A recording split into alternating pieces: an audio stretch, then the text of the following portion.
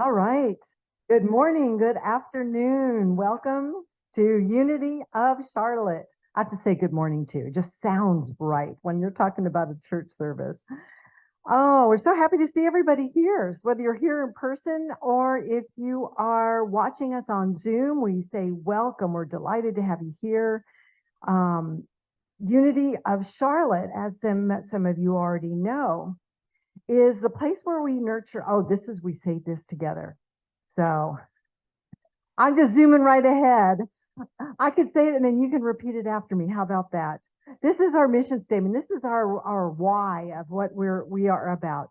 Unity of Charlotte is a place where we nurture a deep and mature experience of God through the practice of unity principles. So if you would repeat that with me.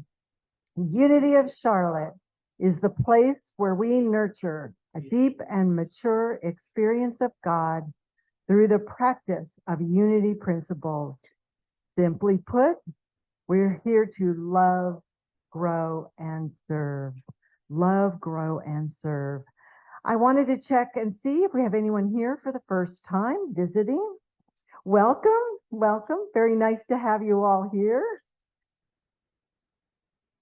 And if we have anybody online, if you want, please put your name and email in the chat and we'll be happy to send you a visitor's packet. And if you so wish, I'm sure our ushers will get you a visitor's packet too. But thank you for being here. We're always happy to have new faces. So we have a few announcements. The first is success. We have collected school supplies. They have been delivered. Thank you to Wesley Methodist. We joined them in a school drive for the old Providence Elementary across the street. And there was one other, I can't remember the name of it, but they have all been delivered with great thanks. Oh, Idlewood right there on the slide. So thank you to everybody who brought in donations. Please know there are kids who are being empowered to learn and to grow because of you. Next, we have Potluck Sunday. Today, always one of my favorite Sundays. This Potluck Sunday, we're going to be doing birthday celebrations and new member celebrations because we're having a special new member installation. So we have a cake out there just for our new members, and it's a great chance for you to get to know them and welcome them to Unity of Charlotte. Next is our fall book study is ongoing. We are in the third week, moving into the fourth next Sunday. It is, we are diving into the book Discover the Power Within You by Eric Butterworth, which is one of our more foundational unity books, which really takes you through how unity approaches Christianity and Jesus and what his message was and how we put that into our lives. So we're having a lot of fun with that. We meet in person after the potluck at 2 o'clock here if you'd like to join us. If you don't have the book and you just want to sit in and listen and ask some questions, please feel free. It's an open session. We also have a Zoom meeting on Wednesdays at 7 on Zoom. We're using the Sunday link. If you want to join us, please do. We're having some great conversations. A couple of new well, they're not really classes or workshops, groups. A couple of new groups are starting up here at Unity of Charlotte. We want to let you know about them. One is A Course in Miracles, and this is being led by our own Jim and Kay Fuller. It's going to be Mondays here in person, and there's it's at 7 p.m., but there's a 6:45 meditation time if you want to join a little early and experience some quiet, deep experiential time before you go into the study. So that starts tomorrow. Tomorrow's the first Monday, and then it will be every Monday after that. And we also have a Wild Women Wednesday. There we go. That's Kay Fuller is taking the lead on that with a couple of our other women who'll be leading it. It is starting on Wednesdays. It starts Wednesday, October 11th, which is the second Wednesday. It's going to be every second and fourth Wednesday in person here at the church. It happens to coincide with our men's group. So if you're a couple and the men want to go to the men's group and the woman wants to go to the women's group, you can come here together. Or the other way around, I suppose. It's at 10, not 9 a.m. Okay, correction made. This will be out in our newsletter, which we'll also check to make sure it says 10 and not 9 a.m. All right, thanks for that. CK Fuller, if you have any questions about it, I believe there's a book they're going to be reading initially. See her for more details. Is Kay in here? Kay, stand so they know who you are. There you are. Thank you. So we're excited to be having a women's group starting. We've had a men's group ongoing for quite a long time. Finally, pet blessing ceremony. So I'm going to confess we're a little behind the times. This is typically done. October 4th is the Feast of St. Francis, when we really celebrate St. Francis and his very deep love of nature. So the following Sunday would have normally been a pet blessing, but we're running a little bit out of time. Reverend Jim and I are going to be at a retreat this week. Is anybody else going to the UMass retreat? No. Okay. Well, we'll be gone. So we're looking at perhaps holding it on October 14th, but we need to have some team members step forward to say they can actually run it. So if you are interested in holding a pet blessing on Saturday, October 14th, Reverend Jim and I will be there to bless the animals, but we need someone to kind of organize the event. Marianne is already stepped forward to help out, but she needs some other people. So let me know or see Marianne about holding a pet blessing. Okay. That is it for our announcements. So I would like to now take a moment to just settle in, and let's move into an opening prayer. I invite you to gently close your eyes if that's comfortable. Take a moment to just be present and let everything else go as we enter into sacred prayer time together. Living, loving presence, we open our hearts and our minds to the acknowledgement of that living Christ within each one of us, that living presence of God which moves and expresses as us. But it's more than just an individual expression. It is an expression of us in community together. As we come together to study unity principles, to get a deeper knowledge of who we are in our relationship to God, to the Creator, to this great oneness of which we are a part. We draw closer together, build stronger bonds, and we brighten the very light that can heal us individually, heal us as a community, and heal us as a world. Today, we celebrate community, and we thank and feel a deep appreciation for the love of God, which is at the very heart. And so it is. Amen. Please join me in speaking aloud our unity prayer of oneness. There is one presence and one power in my life and the universe, God the good, omnipotent. We claim and affirm this presence in our lives as love. And now I'd like to take a moment to open this space in silence for you to speak aloud the name of a loved one you feel is in need of prayer. Perhaps you have your own situation in need of prayer. We open the space up to speak that name or situation aloud, knowing that it has been heard and answered. I open up for prayers now.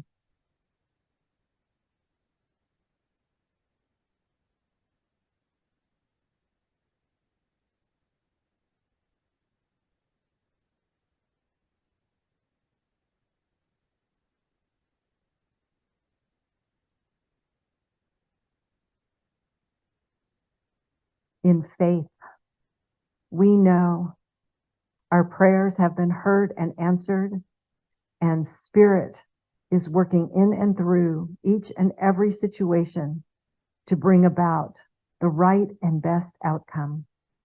As we release it, we feel the love of God present now. And so it is. Amen. I would like to call up Fred Monroe to read our daily word for us, and I think I might be able to talk him into doing it in English and Spanish. I have it up here if you need it.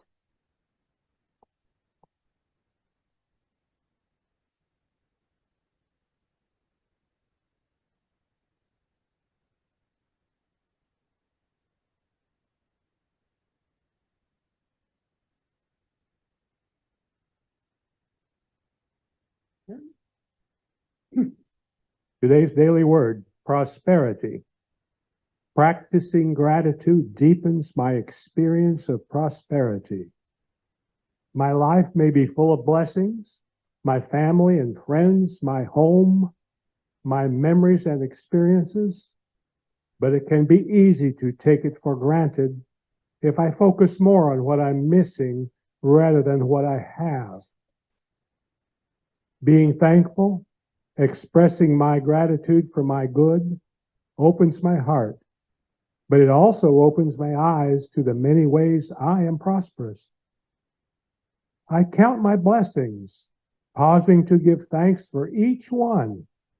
The more often I do this, the more feelings of gratitude will fill my heart, crowding out constricting feelings of scarcity, fear, or envy. From the serenity I feel in my heart to the peace that calms my mind, I am prosperous. As I greet each day with a prayer of thanks, my blessings abound. Scripture. They feast on the abundance of your house, and you give them drink from the river of your delights. Psalm 36:8. Y ahora en español, la palabra día, prosperidad. Practicar la gratitud profundiza mi experiencia de prosperidad. Mi vida puede estar llena de bendiciones, mi familia, mis amigos, mi hogar, mis recuerdos y experiencias, pero es fácil pasarlas por alto si me centro más en lo que me falta que en lo que tengo. Ser agradecido, expresar mi gratitud por mis bendiciones, abre mi corazón, pero también abre mis ojos a las muchas formas en que soy próspero. Cuento mis bendiciones haciendo una pausa para dar gracias por cada una. Cuanto más a menudo haga esto, más sentimientos de gratitud llenan mi corazón, desplazando los sentimientos opresivos de escasez, miedo o envidia. De la seriedad que siento en mi corazón a la paz que calma mi mente. Soy próspero. Al dar la bienvenida a cada día con una oración de gratitud, mis bendiciones se multiplican. Escritor, en tu templo se sacien de ricos alimentos. Tú apagas su sed en un río de aguas deliciosas. Salmo 36, 2.8.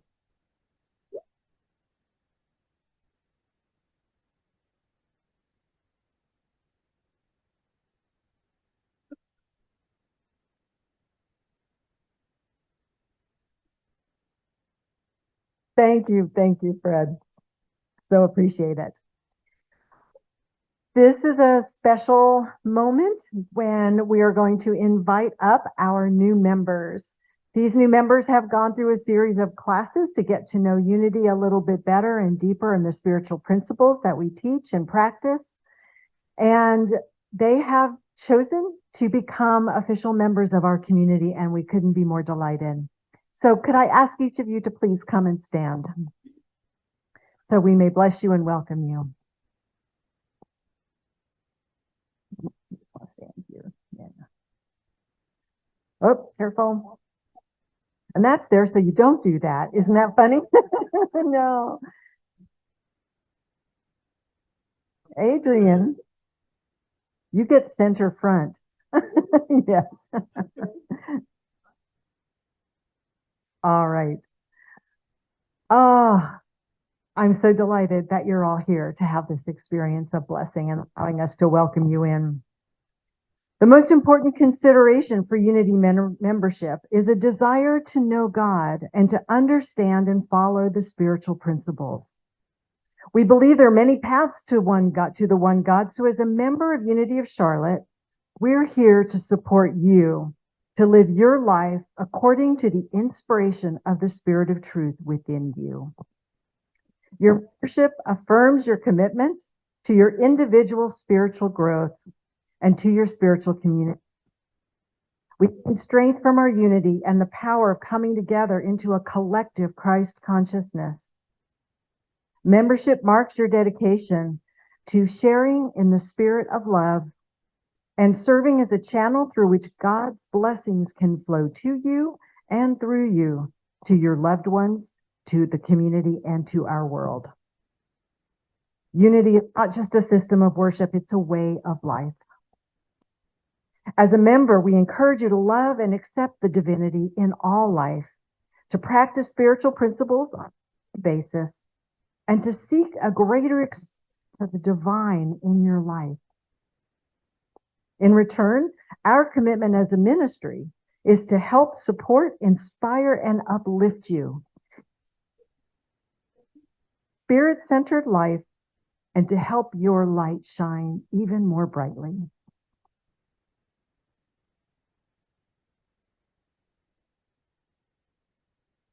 Step to the center because I know those folks at home want to see me. New members, that's each and every one of you standing here today, and those who couldn't be here as well, who may be watching this video later on. I will ask you questions and you will respond at the end of this. Will you accept our gifts of fellowship, discovery, and service? Will you offer us your unique presence and gifts? Will you engage with us as we seek to create a strong community in a world dedicated to love and liberation? Please respond with the phrase, "We will." Congregation, it is your turn. Please respond as well at the end of this paragraph. Congregation, will you welcome these new members with the warmth and comfort of your fellowship? Will you seek to add your strengths and talents to the new gifts they bring to us? Will you share our triumphs and our struggles as our community grows and changes? Please respond, "We will."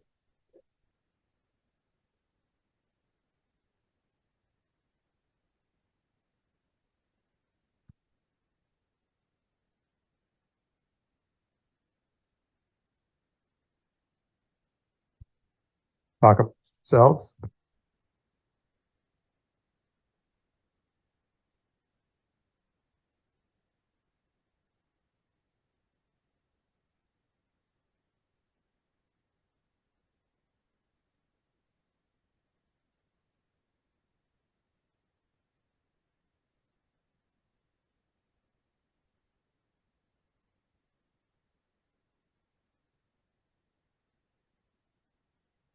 And honor your decision to be here. Thank you. Donna, it's my honor and privilege to welcome you to Unity of Charlotte, and I bless you on your spiritual journey. Welcome. Adrian, it is my honor to welcome you as a member of Unity of Charlotte, and I love you and bless you on your spiritual journey.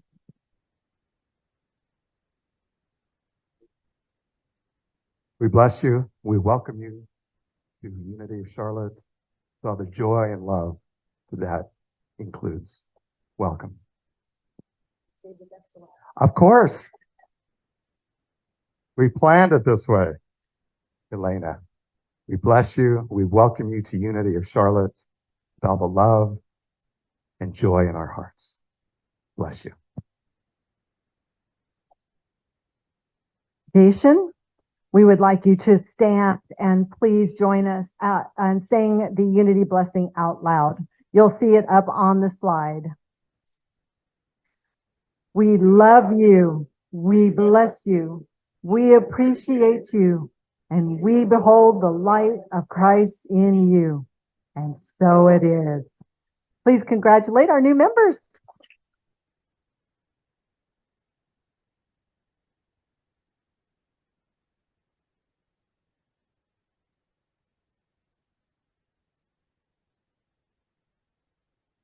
Oh, we're so excited to have you join us and add your enthusiasm, heart, and passion to our community. So we have been studying in our fall book study, the book. And I know we've seen pictures of this before, but Eric Butterworth's Discover the Power Within. We're on chapter 7 here today. The title 7 and 8, but we're going to speak specifically to 7 here today. Your thoughts are your life. Your thoughts are your life. And I came up with this idea that in reading his and all the supporting information that I found during my research, that we could consider those thoughts in our mind that we have as a resource. These thoughts that we have in our mind, not only a resource, but an abundant resource. And we can rely on that to move us through our days in grace, in joy, in happiness as well. So we're going to explore that today. We're going to explore this idea of thoughts as it moves through our day.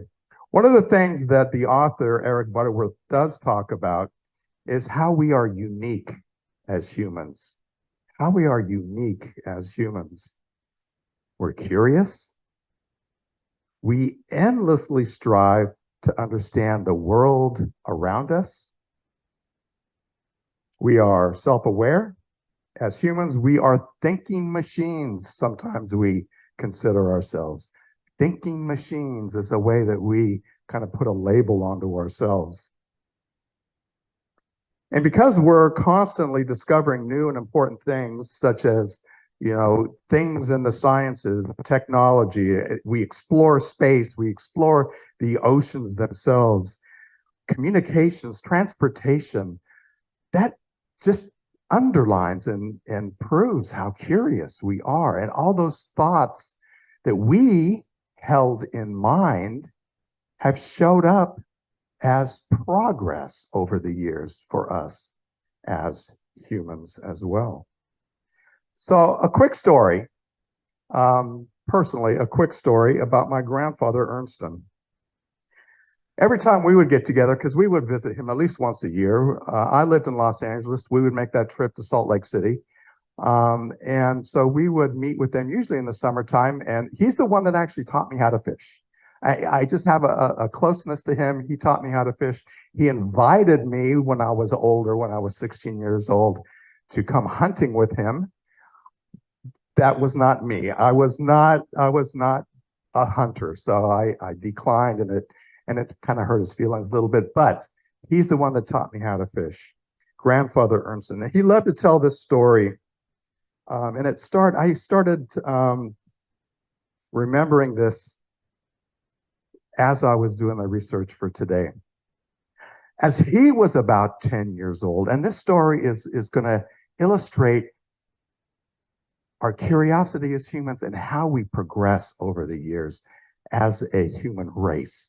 So when he was 10 years old, this is my grandfather in Utah, he used to ride a horse to school, right? I got on a school bus. He rode a horse to school each morning.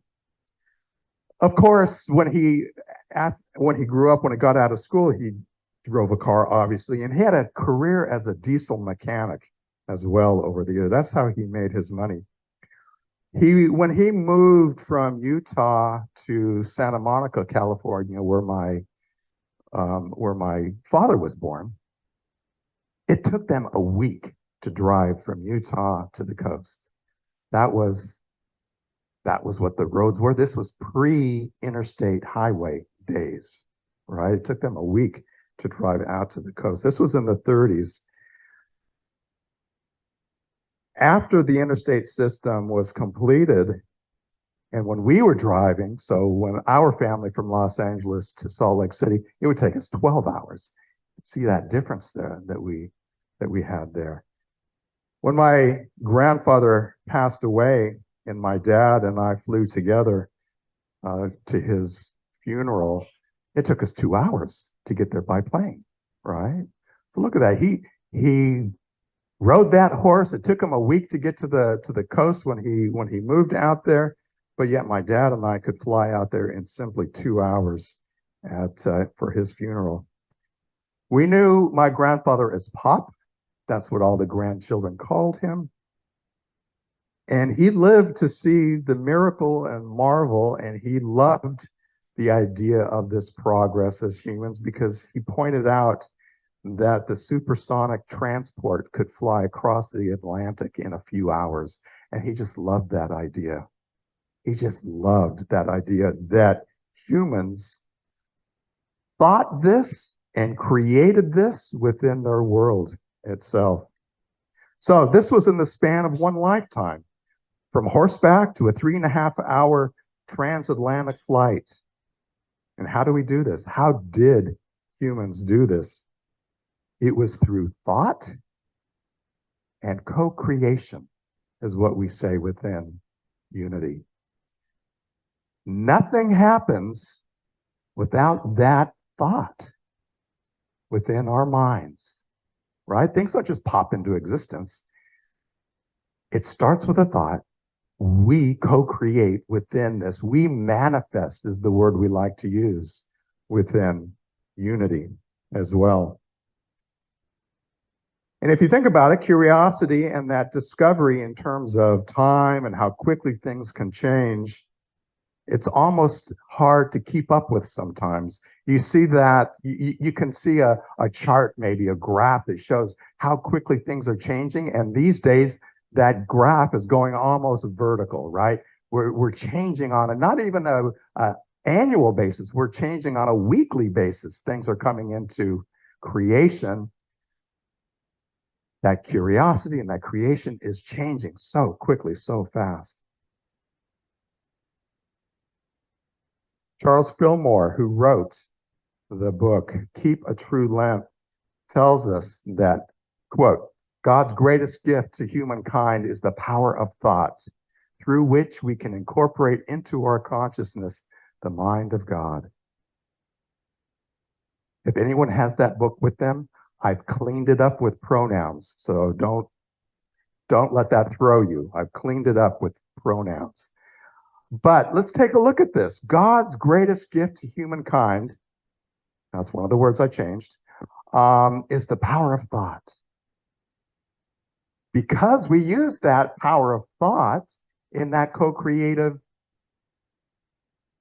work that we do. Thoughts and co-creation. It's the incorporation of those thoughts into our consciousness. And what Charles Fillmore says is, this is the mind of God. This is how we connect with God, is through thoughts. That's how it shows up. That's how it shows up. And I love that Charles Fillmore talks about this in terms of, this is also our third unit, basic unity principles as well, right? Thoughts. Thoughts held in mind produce after their kind, is what we say as well. Today we're going to talk about two things specifically in terms of what Eric Butterworth has pointed out. We're going to talk about thoughts as that abundant resource that you saw earlier on that slide. But we're also going to talk about the idea that we don't necessarily have to know how things work in order to enjoy them, in order to participate with them. So, well, I'll get into the details later. I'll get into the details. We don't have to know how something works to enjoy it as well. I wrote an affirmation for myself, and I'm going to share it with you this week. I utilize my thoughts as if they were an abundant resource. I utilize my thoughts as if they were an abundant resource. So I claim that. I claim that resource, and I use it. I utilize it as it shows up in thoughts. That's my connection I feel with God, and I'm going to use those wisely. And we're going to see how things show up in terms of wise. So, thoughts as an abundant resource. So, back to this idea that our greatest gift, and what Charles Fillmore told us, was that greatest gift is our power of thought. And that with our thoughts, we incorporate our consciousness with the mind of God. I already mentioned that Unity's third principle, thoughts held in mind produce after their kind, right? What we think about shows up in our world, shows up in our lives. That's boiled down. We could have a week-long seminar on this, but boiled down, those things that we think about, those things that are in our mind, that's what shows up in our lives. Mike Dooley, who is an author, you might recognize Mike Dooley from, he was one of the authors and speakers that was interviewed in the movie and the book, The Secret. Everybody remember The Secret years back? He was one of those talking heads that talked about, yes, Mike Dooley, and he's still active, and you can sign up for his daily email. They're quite popular. He wrote that thoughts turn into things. So this is same concept using different words I'm pointing out here. Mike Dooley would say that thoughts become things, thoughts turn into things. His caveat was choose wisely. You see what he's pointing at there? Thoughts become things, so choose wisely. And we do. We have tens of thousands. We know, I don't know who did this study. I don't know who sat there with a clicker and said how many, but we know that tens of thousands of thoughts run through a human's mind every single day. What Mike Dooley is saying, what Charles Fillmore is saying, what our basic unity principle is saying is, we know that those thoughts are there. What are you focused on? What are you focused on? Because that's what's going to show up for us. Are you running through your mind those old tapes, those old scripts from childhood that tell you you may not be fully divine? Those old scripts that say you're not good enough. Let them go. Let them go. Fill your mind. Let the thoughts be there that you are fully divine, that you are good enough, that each and every day that you live is a blessing, filled with joy and grace and happiness. Isn't that what we want? It's up to us to remember, let go of those old patterns that we may be carrying around with us and let them go. So when we think about all the things in this world in terms of creating, co-creating with God, we talk about sciences and we talk about communication, we talk about travel, that supersonic transport, but there's also that creation in terms of that progress, in terms of our spiritual discoveries, our spiritual lives as well. I believe that that's even more important than those scientific things that we have seen in that curve that goes up as well. And Jesus was talking about these spiritual discoveries, these spiritual things, when he talked about, and Reverend Lisa spoke to, the Sermon on the Mount, those Beatitudes as well. Those are the spiritual concepts that we hold in mind and we have discovered through his teachings as well. How do we participate in that spiritual revolution, if we want to call it that? How do we participate in that? Well, we change our mind. We change our thoughts. It's what we focus on. That's how we participate in this spiritual revolution as well. And 2,000 years ago, when these concepts, when that speech was given, that Sermon on the Mount was given, it was a spiritual revolution for a handful of people, right? What, 5,000 maybe people that were at that Sermon on the Mount. And that's what became a movement, a spiritual movement of progress. In the Old Testament, in Leviticus, it says, and ye shall, so this is a little bit long, so hang in there with me. Ye shall chase your enemy, and they shall fall before you. Doesn't this sound like Old Testament?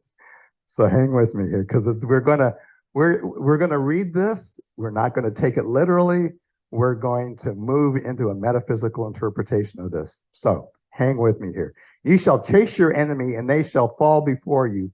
5 of you shall chase 100. 100 of you shall chase 10,000, and your enemies shall fall before you. Wow, that's the Old Testament right there, isn't it? What if that was not literal? What if that was metaphysical? Who are the enemies that we're talking about here and that we're chasing? What if, say it again, what if, and I didn't plant Ron here for that, but Ron will have a check for you later on. What if our enemies are our own thoughts? Yes, and we have to chase them down sometimes. We have to let them go sometimes. So not literal.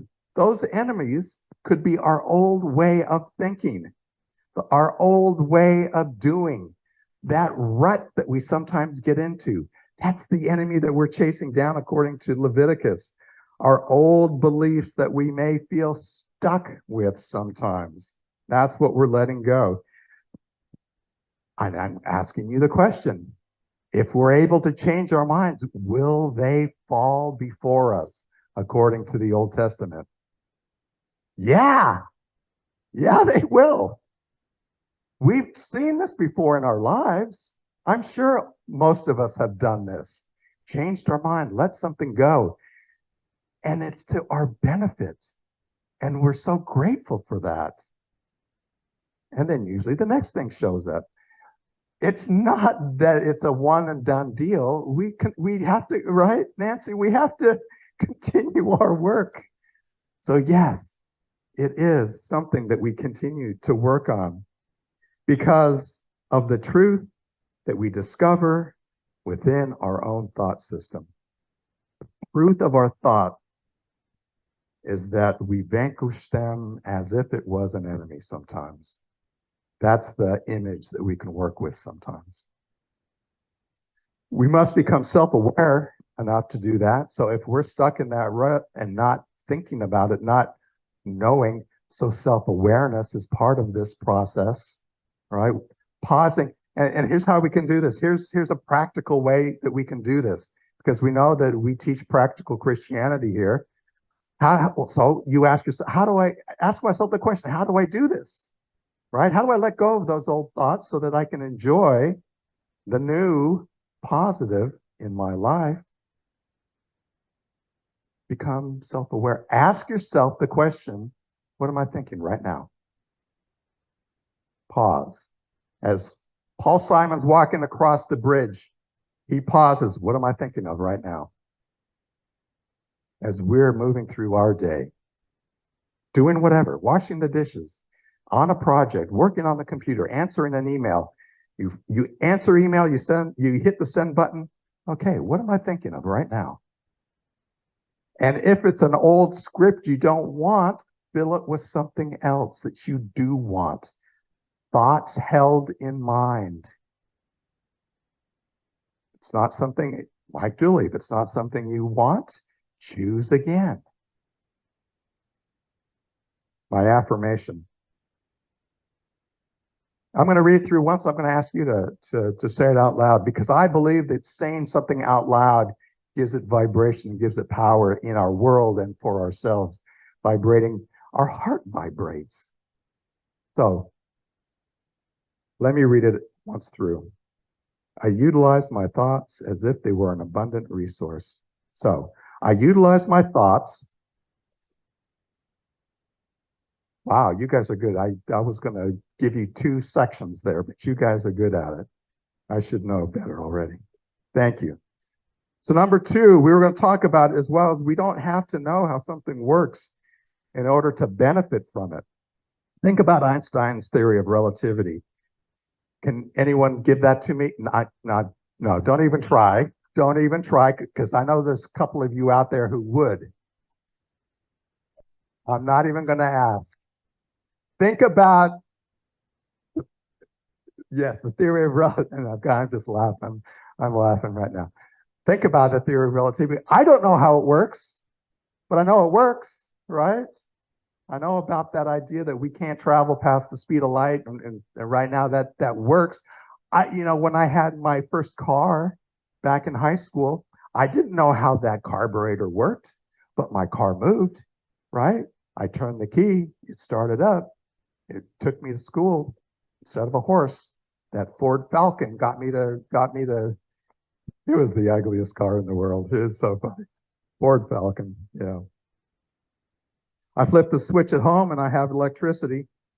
All these things, I don't necessarily have to know how they work. What about the love, the joy, and the peace that we benefit from in our lives? We don't necessarily have to know exactly how that works either.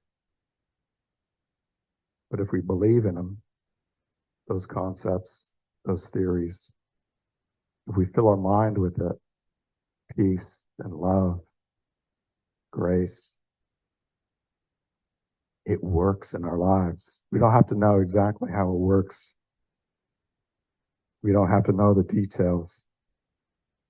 We have these spiritual principles in our lives, those 5 basic unity principles, as well as many, many more that we have as well. We don't necessarily have to know them, but these thoughts are strongly held in our minds, and we manifest them into being without a doubt. So we're told to let our light shine. That's part of what we're told as well. Let our light shine, holding these thoughts in mind. Emerson wrote that what you speak so loudly, what you are, speaks so loudly that one cannot hear what you say. That's the outpicturing of those thoughts that you're holding. You don't have to tell somebody who you are. They can see it. And it's from those thoughts that you have chosen to hold within as well. So what have we talked about today? We've talked about thoughts as an abundant resource. We've seen that curve documented, how quickly things are changing, how even our spiritual lives can change on a daily basis as well, and how exciting our inner world is through this concept of changing our thoughts, and how we can progress just as dramatically as the outside scientific world changes as well. We can change spiritually as well. Our spiritual lives, the communities in which we live in, the world in which we live in can change just as easily, just as quickly. Thoughts held in mind. If nothing else, take that home with you today. Thoughts held in mind. And ask yourself 10 times a day, what am I thinking right now? Thoughts held in mind. We also talked about the idea that we don't have to know how something works so that it benefits in our lives. And we know this to be true. We absolutely know this to be true. Let those things that we may not understand, let those things be good, is what we're saying. So we don't have to know the details, the itty-bitty details of it. But let those be the good things in our lives that we focus on so that we are filled with peace and joy. So as I wrap up here, back to my story of my grandfather and how within his life things moved. I sometimes think about those changes in his life, and I think about how quickly things are moving in my life. I remember in the corporate world, if I didn't continually, and I'm saying I was in the IT field, many companies, but I ended up with Blue Cross Blue Shield. If I didn't continually train to keep up in computer science in the IT field, I would be out of date within a year, right? So I had to continually. It's the same thing spiritually. We can continually grow within our lives as well. I know that my life will be different by the end of my life. I absolutely know that. Things will progress, things will change. My grandfather lived through those incredible changes within his lifetime. The changes in my life, I believe, will be even greater. My prayer is that as a creative power, each of us as a creative power, that as we create, as humans we create, we focus not simply on the technology or the physical inventions within our world that we see, but that also those spiritual changes that we actually need, we fill our head with those thoughts that change our mind for the better. Thank you. I love you. I bless you. I appreciate you. I see the divine in each and every one of you. Let's move into a quick, because I spoke longer than I expected, a quick meditation. So make yourself comfortable. I encourage you to move around. Find a place for your hands. Maybe your hands are in your lap. Your hands can be facing down on your thighs, whatever is comfortable for you. If closing your eyes makes sense, I invite you to do that as well. And take a breath. And with that release of that breath, release any concerns, any thoughts, as we move into silence, as we prepare for silence at least. We use this mechanism of watching our breath because we know that within our human existence, we focus on one thing at a time. And right now, right here, we're focusing on that breath as we move within. You can listen to my voice as with each exhale, you drop a little deeper into this time, into this space. And you can say to yourself, right here, right now, I focus on that spiritual quality of love that I engage with as thought.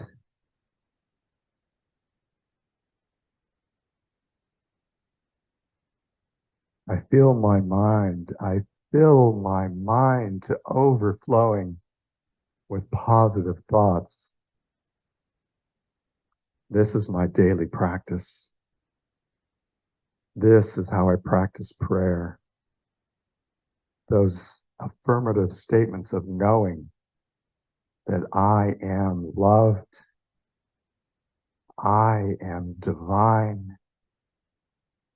I am good.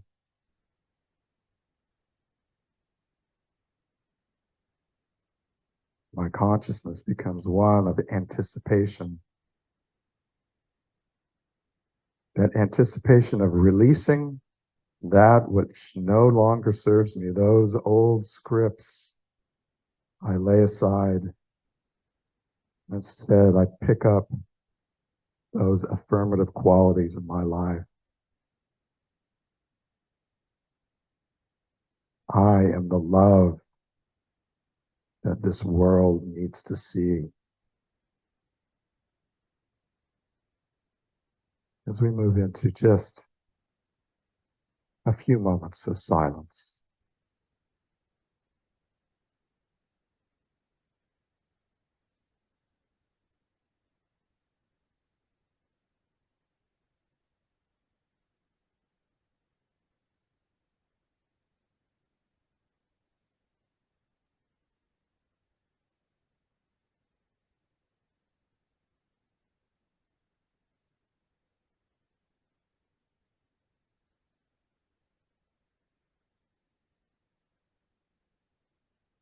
As we come back, as we allow our mind to become aware once again of the room around us, maybe with a deeper breath to bring us back. When you're ready, opening your eyes, just feeling that expanse of your heart and that goodness in the room. Feel that gratitude. Namaste. Now is our time to move into our offertory and blessing. And this is a time to remember that as we know that as we give, we receive, and there's a beauty and power in that circulation. So I'd like to have you join us in the offertory blessing. There we go. Joyously, I give this gift, knowing the divine presence blesses and multiplies all that I am, all that I have, all that I give, and all that I receive. Thank you, God. The light of God surrounds us.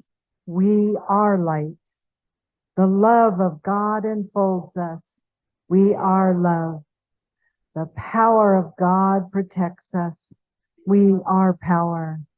The presence of God watches over us. We are present. Wherever we are, God is, and all is well.